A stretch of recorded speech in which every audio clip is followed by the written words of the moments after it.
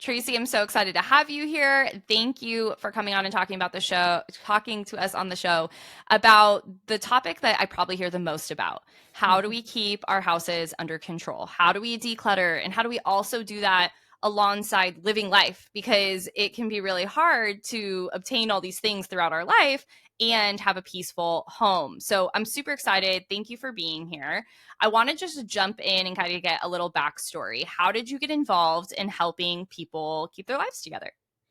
That's great. So I own a business called Declutterfly. We are a professional organizing and decluttering business. I've been in business for 16 years. I think actually technically 17 now. And I was a person who came to this very circuitous route. I always said a lot of my life was figuring out what I didn't want to do. So, Yeah.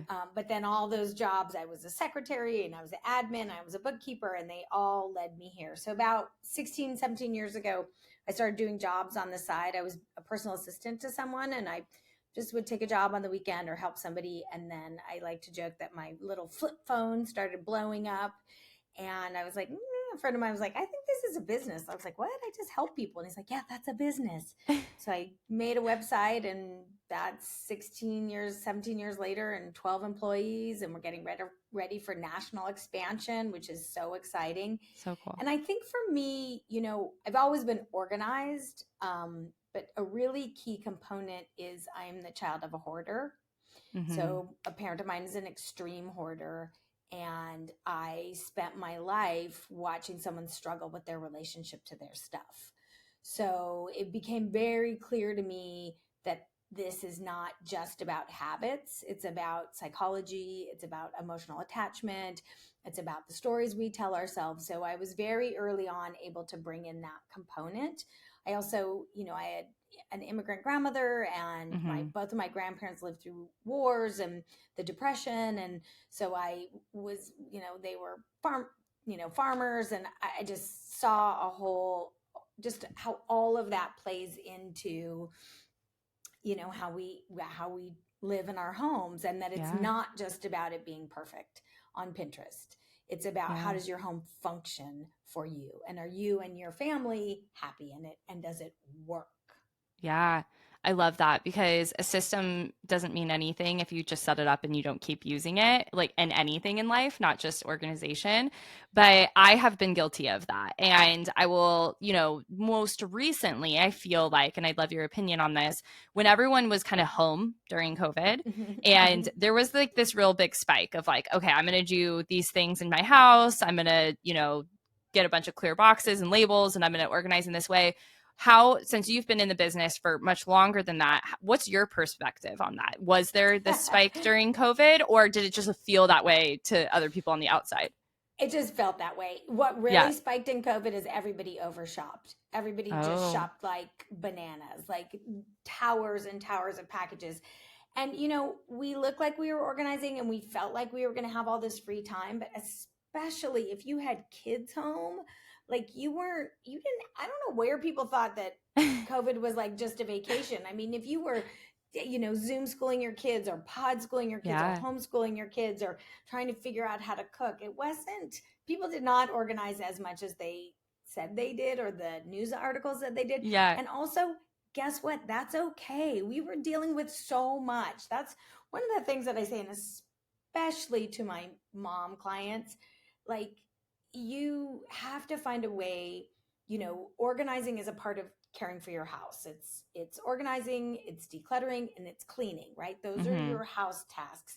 And you have to find a way to fit them in. But you also, feeding your family, nourishing your family, sleep your families, those are more important. So I always Yeah.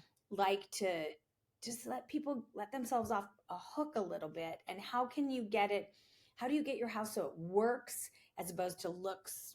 I don't even know what perfect means anymore, Yeah. but we all have this idea of, this is a soapbox I love to get on, and we'll just dive in, and people will Yeah. come at me for this. But I think labeling laundry rooms is the decanting and labeling laundry supplies is ridiculous. Just ridiculous. Like a colossal waste of time. First of all, it's not safe, because Yeah. the way that it looks like candy. And so you're going to have a Hmm. kid go in there. Second of all, why are you going to put pretty bins and labels in your laundry room? Like, it makes no sense to me. So Yeah. I'm a very practical, like, how do we make your house work? And look, if you love it, if you get your yayas by labeling, knock yourself out. I personally think it's a waste of time. Yeah. And I love that just last part there because there are people, and I can be guilty of this in other rooms, where that like brings them joy. They're like, I see this Totally. label, I see this container, and this makes me feel good. But we have a huge portion of our community that is carrying guilt because they saw someone else get joy from that. And they're like, well, my pantry doesn't look that way. My laundry room doesn't look that way. So I must be a hot mess. I must not be good enough, or I must be doing it wrong. And I love that you're saying that's not true. Like, that is not the case. And so, there's that part of decluttering, but you also, I just want to get into more kind of like the bigger picture. So you talk about the 7 clutter magnets. I want to Mm-hmm. break those down and what that is, because that's a little more broad. And then we can get into like what decanting in each of those areas looks like. Great. So the clutter magnets, it's super interesting. As we talked about when COVID started, we were over shopping, and I have always been interested in this idea of why we shop, right? Like, Yeah. why do we buy? Why do we consume? It's always been really fascinating to me. So I started to study the science of shopping. And along with that, I've always been interested in the science of happiness. Like, what Mm-hmm. are the things you can do to hack your happiness, or their actual behaviors? And they just dovetailed. And what I saw is that people were using shopping to fill all these parts of themselves that they thought was missing. And guess what? It doesn't work. You know Yeah. that when you shop, you get a little hit of dopamine, and you're like, oh, I feel better for 17 to 20 seconds. And then you don't feel better anymore. And you're like, well, I must have to shop more to get that feeling. So Yeah. what the clutter magnets are, they're these stories, literally these like parts of ourselves that we think are missing. I always Mm-hmm. imagine that they're like a little puzzle piece kind of out of our soul, and we're trying to magnetize stuff to get in them. And Yeah. so it's everything from true connection. Like, when we're feeling lonely, do you find yourself shopping? Are you shopping late at night because you don't have connection, and you're a stay-at-home mom, and you just see your kids, and you're not getting your community? To big love, are you buying things to get your kids to love you? Do you Mm-hmm. feel like you have to get them gifts all the time? Grandparents are the worst about this. And so, to self-respect, are you buying labels and clothing with labels, and makeup and all this stuff to get your self-respect or your self-confidence? And I think one of the things that comes up a lot for my mom clients too, especially the ones who choose to be stay-at-home moms, is, what's their purpose? Mm-hmm. A lot of women, when they're wrestling, is my purpose to be a mom? Is that enough for me? Am I a bad mom if it's not enough for me? Well, let me like buy, I see this weirdly come up with crafting supplies, where sort of Yeah. moms are like, well, I'm a stay-at-home mom and I should have all this extra time. First of all, I don't know where you think you're gonna, like, I can bear, like, there's 2 of us in our house, and we're adults, and I can't keep up on it. So, Yeah. it's like sort of buying all this crafting because, well, this is my purpose. I'm going to hand make all my kids, Christmas ornaments. And Yeah. so these magnets, 7 of them, it's what we're trying to fill with stuff. And so in Yeah. my book, Make Space for Happiness, I like to talk about how can you get that same fulfillment without stuff. Mm. Can you give us one of those? We want to make sure we'll link both your books down below in the show notes, but give us something today that they could implement. If they're sitting there listening and they're like, "Wow, I do that." Like, I'm looking for those puzzle pieces, I'm filling them with stuff. What's one way they could make a shift today? This is my favorite one. This is if you can just enact this, the change you will see is unbelievable. Stop saying I need before you shop. Mm, Stop saying I need a new pair of leggings. I need a new water bottle. I'm gonna bet that you don't. I'm gonna bet you don't need new leggings. I know for sure we don't need new water bottles. We've all got a million of them, right? So Switch your word to just say, I want a new pair of leggings. I want a new water bottle. And then it takes that like grip it has off of you. You're like, oh, I just want it. And oftentimes when that happens, the want goes away. You're like, oh, well, I was just mad at my husband or my kids were annoying me. And that's why I thought a pair of leggings. So if you could just switch your language, just Yeah. switch your language about need versus want is a great one. Another one, my other really favorite, is if you want to make a purchase and you can set your number. I sort of say $100. Some people say 50. So let's say we're going to name it $50. Wait 24 hours for every $50 it costs before you buy it. Mm. So don't be in the moment, social media. I'm so sorry. No problem. I was down the wrong tube. I got so excited. With social media, we're being marketed to all the time. Yeah. All the time that these things are going to fix our problems, and they make their own problems. So if you want to make a purchase, then wait 24 hours. Yeah. It's so not needed in that moment, even though that you think it is.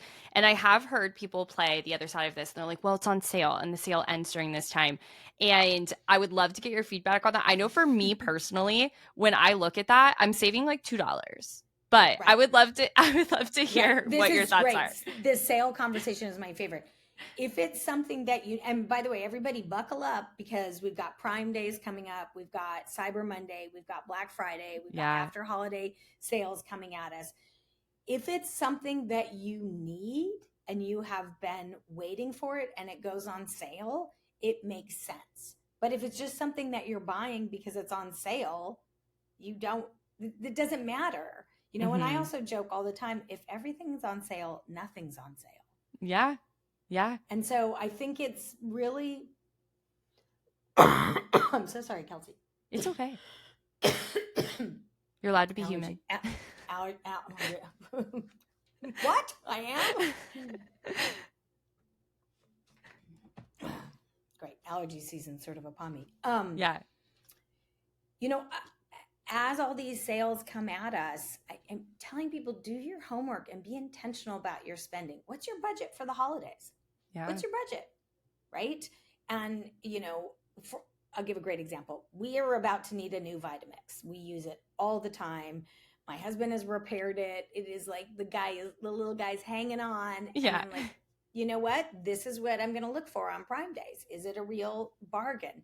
Yeah. But I think that thing of like, oh, it's just on sale. It's like, well, you're still spending the money.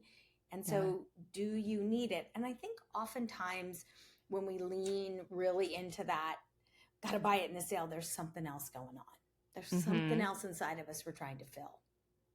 I love that you bring that piece back to the psychology and your purpose and knowing and what puzzle pieces are you filling, because it is looking at that and saying like, what else should I be doing in this moment? Like, what am I avoiding and why am I looking to fill it here?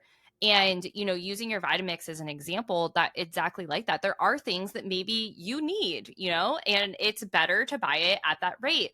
But I know there was a lot of conversation this last Prime Day about how prices just go up and then they go back to really what they typically are. So maybe it's even like right now, as you're listening to this, you think of like that one to, I would say, hopefully no more than 5 things that you're like, I need, and writing down what their prices are today and then seeing if they're any less. Is that like the best method to kind of track that? Fantastic. Like, let's say there's 5 things you want, or, 5 things you're thinking about for holiday gifts. What do they cost right now today? That's a 30-second internet search, and make a little note. And then you can say like, oh, this really is a deal.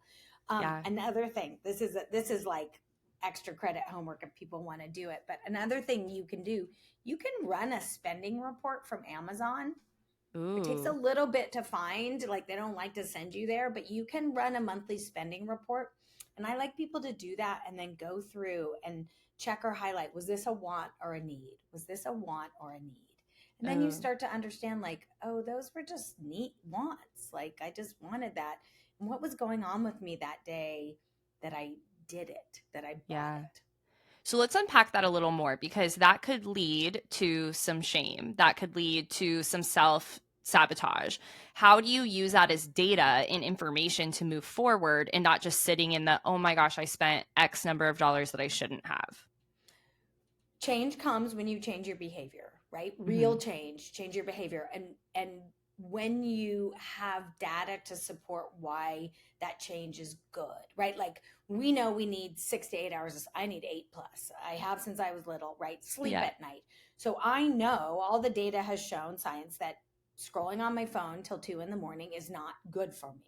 Right. Yeah. So I acknowledge, like, yes, I've done it in the past. And I also realized it wasn't good for me doing it, right? I felt Yeah. terrible. I was tired all the time. So, we're so quick to beat ourselves up, but beating ourselves up doesn't make us change. Mm-hmm. Focusing, and this is important, and it ties into this, when people are starting on their decluttering journey, the first thing that I have them do is why. Why do Mm. you want to declutter?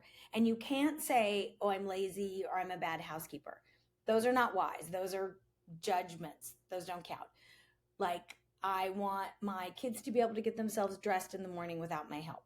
I want, to be able to use that extra room so grandma can come and stay and babysit. Like, if you pick a why that is a positive that's going to benefit your life, that's the reason for it. Like, yes, we can't go back and change the past. We can only Yeah. change what we're doing forward. So, taking any kind of that data, like, oh, okay, I spent a lot on Amazon. I'm carrying more credit card debt than I'd like to. These were the behaviors that led up to it. That doesn't work anymore. Yeah. So when I think about decluttering, I kind of think of it in two buckets. And one is, how do I get to like baseline? How do I Mm-hmm. get myself cleaned up? And then how do I sustain whatever I want to create? I'd love for you to talk a little bit about like good habits and strategies to like get to a place of like breathing. If you're in a Mm-hmm. place that you're like in complete overwhelm and you just need to start kind of like picking at things, how can you take action on that? And then maybe you're not in overwhelm or now you've gotten back to your baseline. What are some like daily habits? This is great. So, the first thing I want to say is that decluttering, organizing, and cleaning are three separate tasks. Mm, A lot of people, especially moms who are like trying to get things together at the end of the day, mush them together. It's just not possible. They're three very separate tasks. yeah. Cleaning needs to happen more often, right? That's what you have to do more often. Once you get decluttered, organizing is really just putting things back where they belong in the homes you've decided for them. And then decluttering's the kind of step you do before. So once Yeah. people understand, because where a lot of people get tripped up is they try and do all three at once, and they're very separate tasks. Yeah. So I also think I like to tie the big declutters, like, around the seasons. Like, okay, we're at that, Mm, summer's over, kids are back in school. Let's get rid of the bathing suits that don't fit anymore, the empty bottles of sunscreen. Let's do it. Let's get rid of that stuff that I know they won't use next yeah. year. So I like to tie it around the seasons. Holidays are coming, before birthdays. Do you do a pass of the playroom because more toys are coming? And then I also really encourage people to have a weekly decluttering practice that just once a week you take 15 half an hour and just go around, like, take a closet, take a drawer, and just make it regular, because the stuff doesn't stop coming in. The Yeah. stuff doesn't stop Tangibly coming in. though, because even I'm listening to you say that and I'm like, okay, so once a week I walk into my closet or the playroom. Like then once I'm standing there, like how am I making the decision of what actual action to take? Like how am I deciding what I'm doing?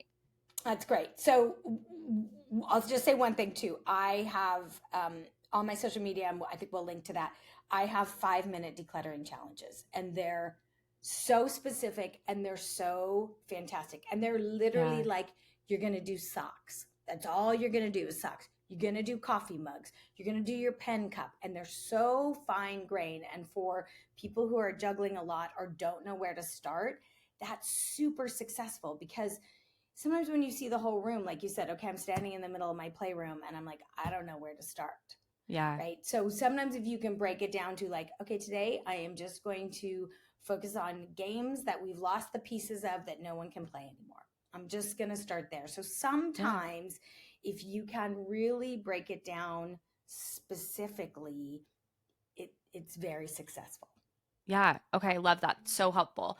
So using that same like concept of breaking it down and doing little spaces and going back to like the getting to the baseline versus the daily activity, right? So is that challenge framework on your social media, looking at those, is that good regardless of what bucket you're in? Like if you're just like, Totally. I'm Yeah, trying yeah, to yeah. I keep have up so or many I'm at the people. baseline. Totally. I have so many people that DM me and that say like, I did the 5 minutes and all of a sudden I've done my whole house. Yeah. So it is crafted to, it includes the whole house. So if you can follow it, and I've got, there's a playlist with them, and I can, So if you fun. said, yeah, it's great. And so if you're really, also the nice thing about them is if you're, look, first of all, very few people wake up in the morning and be like, I want to declutter today. I mean, I do, but that's why I do it for a business. So if you have these little 5 minute, this is what I'm focused on. I don't have to worry Yeah. about anything else. I'm going to do my coffee mugs. That's what I'm focused on. And then all of a sudden, not only can you get it done, which is the most important thing, Yeah. but you also get your muscle working for it. You're like, oh, this is what it feels like. Oh, okay, great. Let me tackle this. Let me tackle bras. Let me tackle the kids' Yeah. socks. Let me tackle pool toys. Right. And they're so specific that they really set you up for success. I love that. So there's things that can like get in our way, right? So I think if we're like on this decluttering journey and I think, oh, like roadblock, that's going to stop us from success, whether it's this challenge or anything else. And one of those things can be the people we share our home with. And so, how, if someone goes, they download this challenge, they're running around, they're like, oh my gosh, I love Tracy, I'm knocking things out left and right, but the home isn't on board. What do you do? It's great. So I joke. Today's my 6 month wedding anniversary. I just got married 6 months ago. Congratulations. Thank you. And I like to joke that the universe handed me the most amazing man who's oh so messy. He's so messy. He's cleans the kitchen, does everything, but very messy. So I am Yeah. living this in a way that I've never lived it. And the first place to start, and this goes back to what you brought up about shame, Mm-hmm. that a lot of people who are cluttery, have a lot of clutter, have been shamed about it their whole life, right? Mm-hmm. And so what I always say is start with a conversation about not like your way's wrong and my way's right, but talk about how being decluttered and organized is going to benefit the community or the home, Yeah. right? So for my husband, when I first met him, he lost his keys all the time, all the time. And I was like, there's a bowl. This is where keys go. Took a bit. He don't lose his keys anymore, right? I'm Yeah. like, this is why you're not like yelling at him, like, oh, why are we doing this again? It's like keys and bowl, keys and bowl. When you need bowl keys, they're in the bowl. So having the conversation about how this is going to benefit the community. And I'm telling you, it is never too early to start this conversation with kids Yeah. because you know what you're really doing in helping them be organized is setting them up for success and independence. Yeah. So it's like if your closet is organized, and even if that means that all your t-shirts in a drawer and they just aren't even folded, but they're at least in one drawer, then Yeah. you, my child, can go and get dressed on your own. Right? Yeah. That if you can point out, you know, where why it the success of, I mean, the worst, like every parent's worst conversation is Yep. where's my so it's like, well, if you put all of your stuffies here in this basket, when you want a stuffy, you know where to get it. And they Yeah. catch on really really quick, like Yeah. they see the success. So it is very hard, and I think it's about, for a lot of us, the way we're having the conversation, especially with our partner, like, Mm-hmm. well, you're wrong and I'm right. And Yeah. it's like, well, it's just, I want to make I want our life to run smooth. I don't Yeah. want to have this conversation. I want to park our car in the garage. Can we declutter the garage so I can park my car in there? Yeah. Really focusing on the positive outcome instead of the way that they're doing it wrong. And then also kind of understanding, my husband has a room, his office in our house. I don't go in there. I just can't. I don't go in there. I don't bug him about it. That is his space. We are lucky enough to have that, but I do not go in there. Yeah. I So love that some you bring that up because that is what's coming to my mind though, right? Is I'm thinking about, there are benefits and I think I'm going to say this is scientifically proven, but I don't know. But I believe there's probably like some science behind like knowing where things are and how that affects your nervous system and your daily activities and what that looks like. So if that's like a factual benefit, but someone's not seeing that, or they don't like your way, they don't like the clear bin or the bowl, they want to have, hooks instead of a bowl, or how do you have some of those conversations to figure out what's right for your family? Sure. So, I mean, one of it is to kind of implement it on a simple system because I've been doing this for 17 years. I've dealt with every kind of person. And Yeah. after we've worked, I've never had someone say, I preferred it the other way. I liked it. I liked it messy. That if you can do it in a smaller scale and they're like, oh, oh, that's where I go to look for that. And that's where it is. And they feel that relief that they're not running around. I had a client whose husband loved papers, loved Yeah. articles, cutting them out, loved them, and was a writer and used it for research. And so I helped create a whole system of like boxes in his office. And she called me up one day. She sent me a text and so I created this whole system. So he had places to put everything. Yeah. Exactly. And so they were cleaning up the house, getting ready for a dinner party. And she was like, all these papers. And he's like, oh, no, I know where they go. And he scampered out and put them in his office. And she texted me, she's like, I have never been more attracted to my husband, Oh, yeah. But showing, putting systems in a simpler form so that they can see the success and they can see that it makes their life easier. Because Yeah. yes, clutter causes stress. The science is there that there's no arguing it. They have done Yeah. so many studies on it, and it really affects women. Hmm. Women who live in cluttered houses have a higher cortisol level, which is Yeah. our fight or flight and not good for us. So the science is there. Your brain can only process so much information. And there's also this very interesting thing, and I don't know if you've talked about it on here, called decision fatigue. Have you talked about A this at little all? bit, but I'd love to dive into Yeah. it. So I say every piece of clutter, everything in your house is a decision that has to be made. Do I want it? Do I use it? Where do I keep it? Right. So the more things you have, the more decisions you have to make. And Hmm. the more decisions you have to make, it just kicks you into decision fatigue.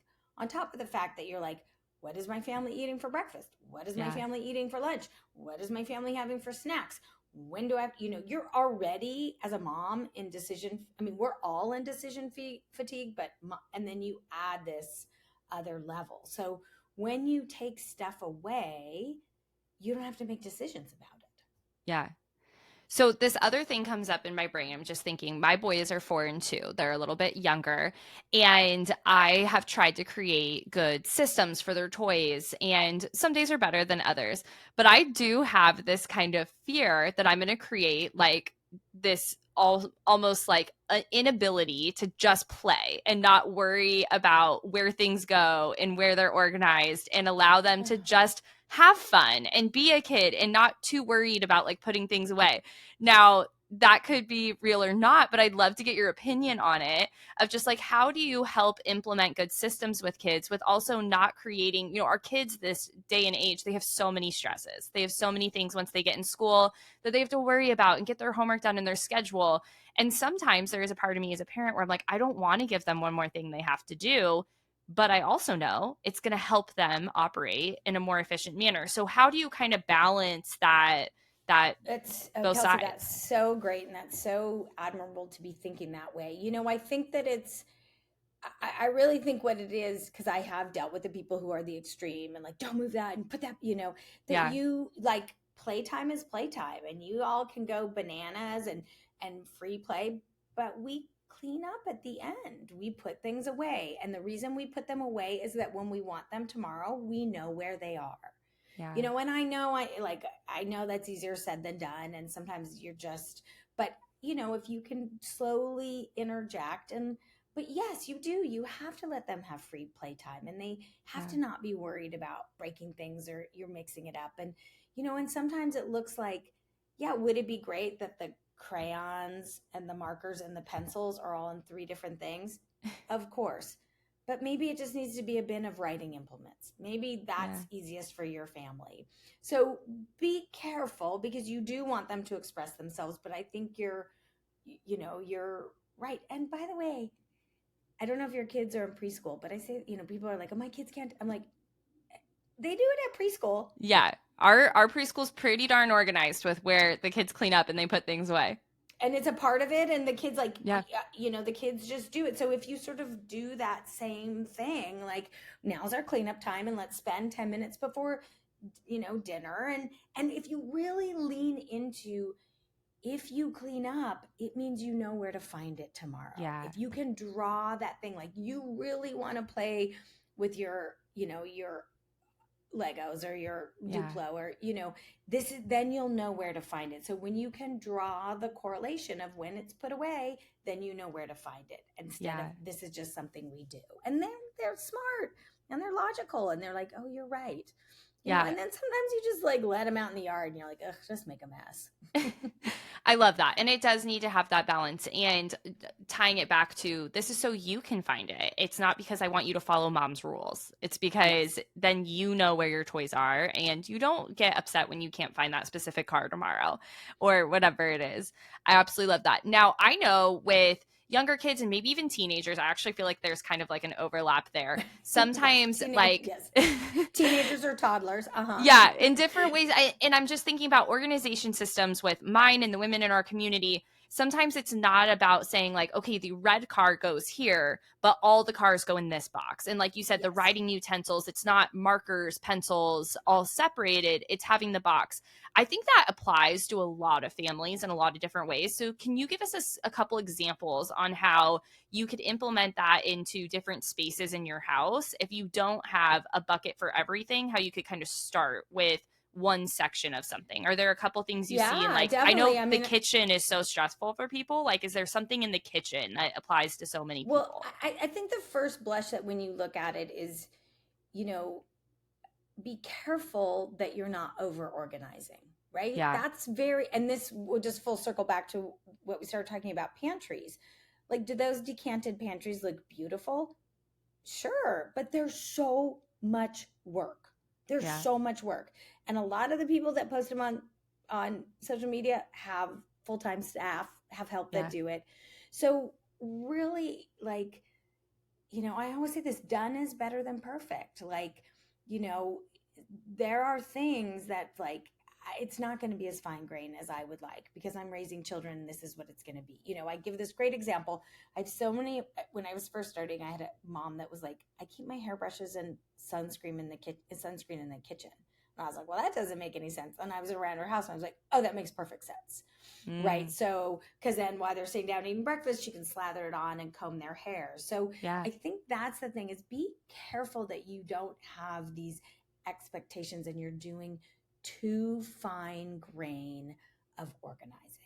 Yeah. Right. Like, because that's what's going to trip you up. And especially in the kitchen, it's like, well, this is the little compartment for measuring. And maybe that's like what that looks like in implementing it, is that you have a drawer that, like, is the plastic measuring cups and the things that plastic bowls that the kids can play with, and they're in and out. And maybe it's not perfectly organized, but they know where that is when they help you cook.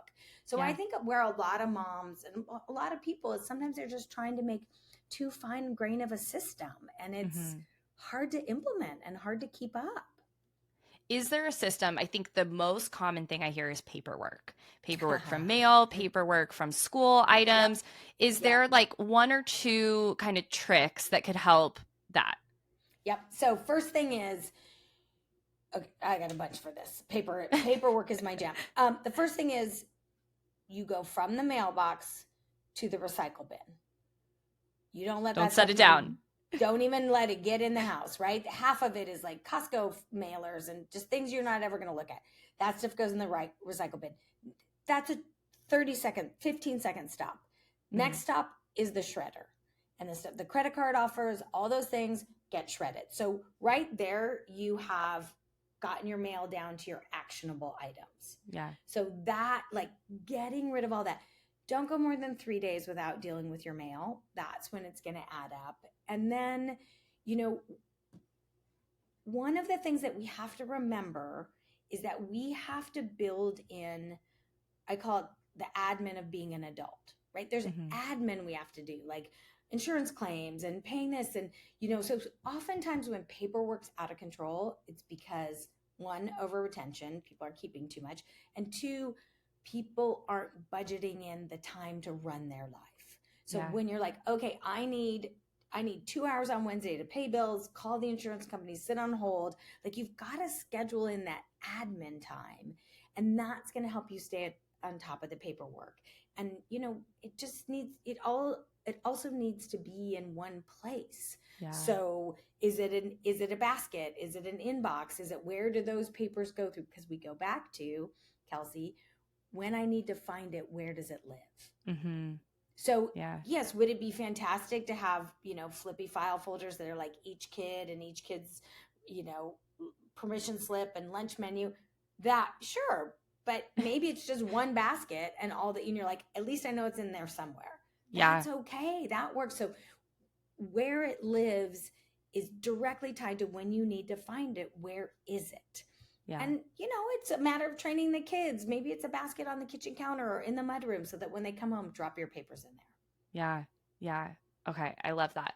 Now, before we clicked record, we quickly brought up how just there's different solutions for different people. And we've unpacked that a little bit on here. And that's truly what Mama Has Goals is about, is finding the right resource for whatever it is that you need.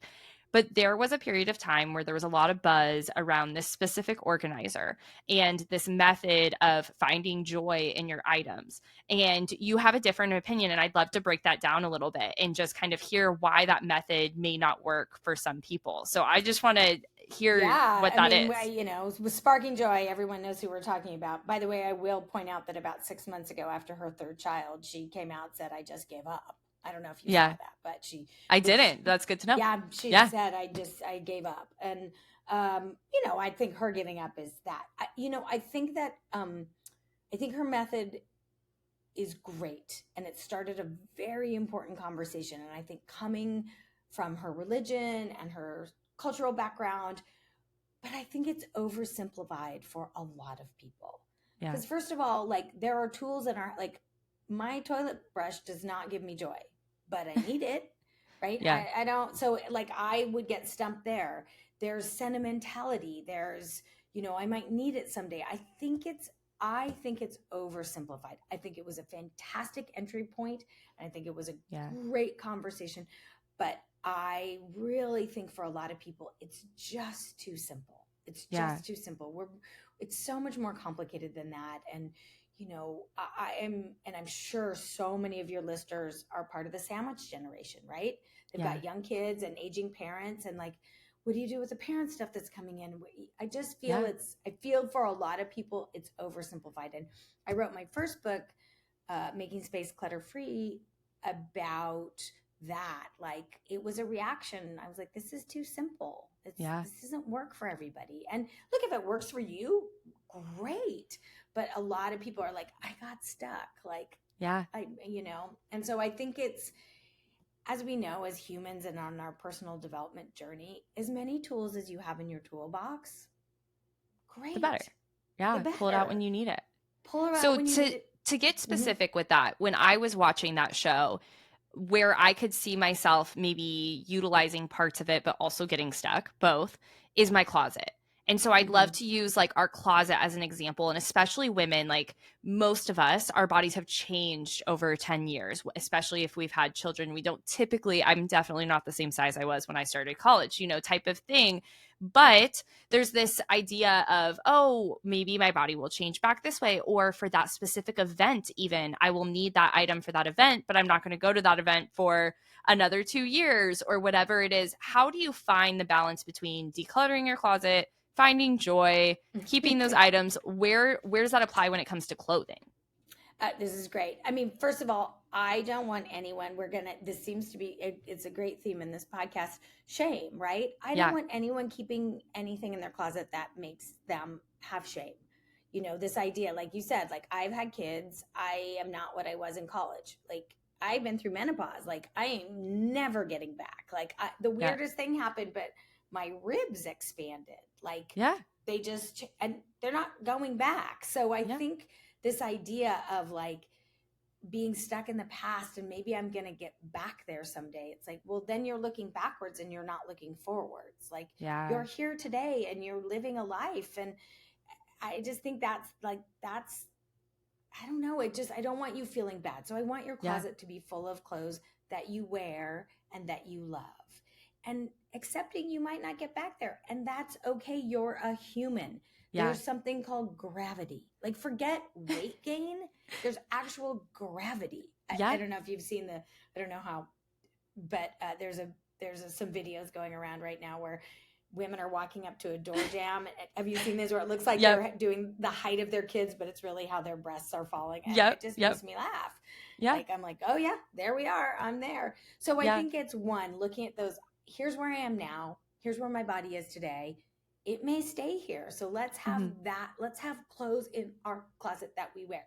Now, sometimes, and I just did this myself, full disclosure, I had a lot of pairs of skinny jeans and they're so cute and but they're not in right now. But I'm like, I'm not Yeah. ready. I put them in a bin. They're in my garage. We'll see if skinnies come back, right? You can Yeah. take a little half measure. And also just this idea of someday, well, I might need that for, look, unfortunately, does everyone need a black funeral dress? Yeah, we need something appropriate to wear. Like that stays in your closet. I have a skirt and a blouse and that's what they are. Yeah. But if you're living in the fantasy, maybe someday I might. Also, if you look at our behavior, a big event comes, your best friend gets married, a lot of times you're going to go buy something new, Yeah. right? Yeah. So I think it's looking at your closet that it's not a place of shame. It's Mhm. not all these things that are, feel like they're mocking you and you can't wear them anymore. What are you wearing today? Yeah. What are you wearing today? And that's great, and embrace it. I see this Yeah. a lot too with women who used to work and then choose to be stay-at-home moms or work in a different, it's like, well, that Yeah. was my work clothes. And it's like, okay, well, you're not doing that anymore. Well, I might go back to the office. So it's like, I'm going to bet you if you go back to the office, you are not wearing these clothes from your post-college job. Like, Yeah. you know? So I think it's really making sure that the things in your closet aren't inducing shame. Yeah. Okay, you bring up a couple thoughts for me. First is when you go to get rid of those clothes, there can be this tie to money. And I think maybe with a hoarder Mhm. parent, you can see some of that too. And if you didn't grow up with exponential income, you are maybe like, yeah, but I paid for that. And now I'm just Mhm. going to donate it. How do you overcome that part of it? Great. So great. If you've paid for something and you're not using it, you're still wasting that money, Mm-hmm.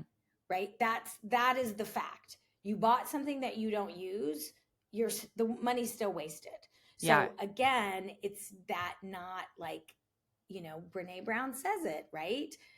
Shame, guilt is I did a bad thing. Shame is I'm a bad person. Like, you're like, I made a mistake.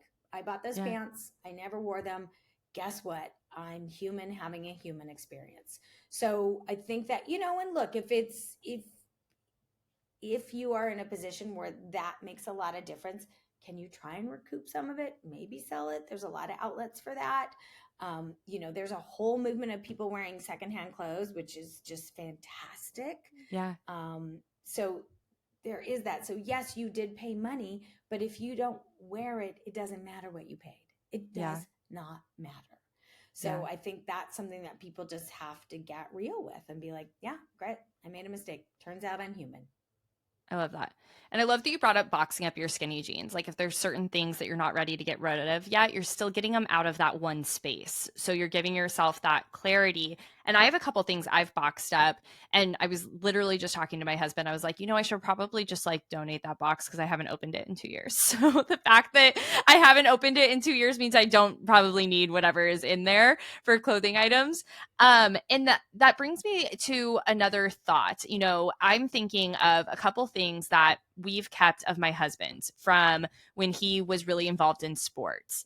And it's something that we talk about a lot, that we're not actually keeping it for him, but we think it would be fun maybe for our kids one day to see parts of it. But I also know the reality that they may really not care. And also, though, if we get rid of those things, we can't get them back. So, Right. what is Ooh. kind of the balance of keeping things from like your own childhood to kind of have this fun? Because we're pretty family oriented people, and I love seeing some things from my family's past, but there's a limit. So, how do you kind of incorporate that? This is great. I love this. So when I use my own life as this, when I was little, my grandparents lived, I grew up in California. My grandparents lived in Wisconsin. Once a year, I would go visit them. And I mean, it's some of my most vivid memories. They had a tiny little toy chest of my mom's toys. Mm-hmm. And I loved them. It had like a couple of my mom's prom dresses that I wore around the house, got stains on them. Yeah. Loved it. But it was a very reasonable amount, right? It Yeah. was, they had an attic. It was one toy chest. My grandpa would bring it down. So I think it's not about, I love keeping those things and I do. Kids love it and they love to hear the stories, but it's about volume. You Mm-hmm. don't have to keep everything. If everything is special, nothing is special, Yeah. right? So can you say, and I say this a lot too to my empty nesters, you get to make a grandma box. You get to Yeah. make a box or two of things that when, if and when you have grandkids, they're going to want to play with. But it's about, where does it live? Do you have the space to store it? Is it stored safely? Right? Mm-hmm. Like when people say, I'm saying this for my kids, and I'm like, well, it's just all over the place, shoved up in a closet in the laundry room. You don't even remember that it's up there. But if you're Yeah. like, we have two bins.